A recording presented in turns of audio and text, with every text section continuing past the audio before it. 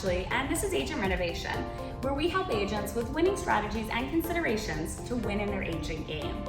And in today's video, I just kind of want to talk about rejection and my origin story. So one of the compliments I receive most at the door or from anybody who's seen me in action at the door is, wow, like you're so on when you're at the door.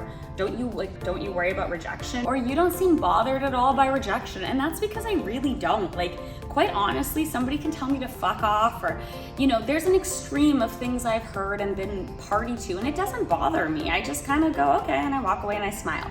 And I was trying to reflect on why that was for me. And I pinpointed it. It's because I know it's not personal. And I think the biggest pitfall that agents fall into is they avoid going door knocking because they think if they get rejected, it means that they are getting rejected. But it has nothing to do with you as a human. If you're rejected about real estate, it's because they don't want real estate services. It means nothing about you. Your game could maybe is poor, but nobody's rejecting you as a human. And if they see you at the grocery store, they don't all of a sudden think, oh, there's that person that knocked on my door. It's not personal. The person at the door is not associating their no with you as a human. And so I reflected on kind of how did I come to this point of knowing that it wasn't personal. And a lot of people don't know this, but I have a heavy resume in door knocking long before I was a real estate agent. Back in my early 20s and right out of high school, I used to actually work for a company called College Pro Painting. And my job was to go door to door and knock on strangers' doors and try to get an estimate. I wasn't even there to make a sale. My only job was to get the company appointments to come back and then price the painting job.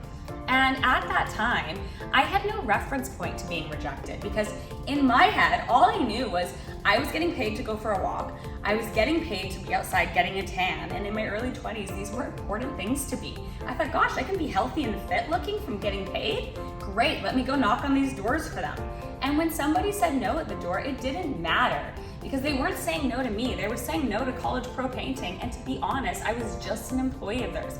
I didn't really care what happened to them in the long run. Because when somebody said no at the door, I didn't care. Meaning whether College Pro got a yes or a no was irrelevant to me. I just did my job to the best of my ability and I was pretty good at it. So I would just go and knock, and some were yeses and some were nos.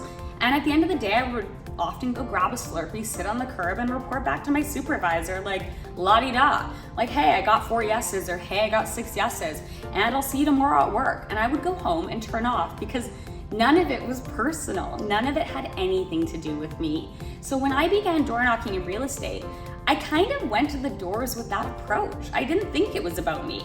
And that wasn't on purpose. I had just already been trained that door knocking was just a job. And this ties back to a lot of pitfalls that agents can fall into in their agent life in general. Being a real estate agent is not your life, it is your job. I know I say a lot of times like it doesn't feel like work because we're playing, but ultimately it is work and it is a job. Meaning you have you as a human, you're your own person, and you have a job. If a dentist goes to work, the dentist doesn't then go home and worry about everything that happened at work. Very few careers are taken on as embodiment of identity. And when it comes to real estate, that really is one of them. Most realtors only have real estate as their identifying life. You look at their Instagram, it's only real estate. You talk to them, it's only real estate. It's almost like the human doesn't exist anymore because they don't have those barriers between their personal and their professional life. The real estate has creeped in as being part of them. And that's where rejection starts to come into play, because the rejection only hurts if you think they're rejecting you. If you can separate that this is just a job and you're just door knocking, it will not hurt when somebody says no to you. Get clear on why you're door knocking, which is to get yourself to your goals. And then after that, that's all it is. It's just a vehicle that you use to get to your goals. Some days you're gonna get some yeses, some days you're gonna get some nos, but ultimately it doesn't matter. You're either closer to your goal that day or you're not. The rejection part only lives in your own head, and it's only there if you take your real estate on as more than a job, as part of your identity, which is not healthy. So the next time you start getting in your head or getting in your own way or preventing yourself from getting out and doing something that's gonna get you closer to your goals, I hope you'll think about this and really take a moment to think about you versus your job. Thanks for watching. This has been Ashley from Agent Renovation, and I hope you loved my tips. If you'd like to see more videos like this, hit the like button, the subscribe button, or leave me a comment. What can I help you with?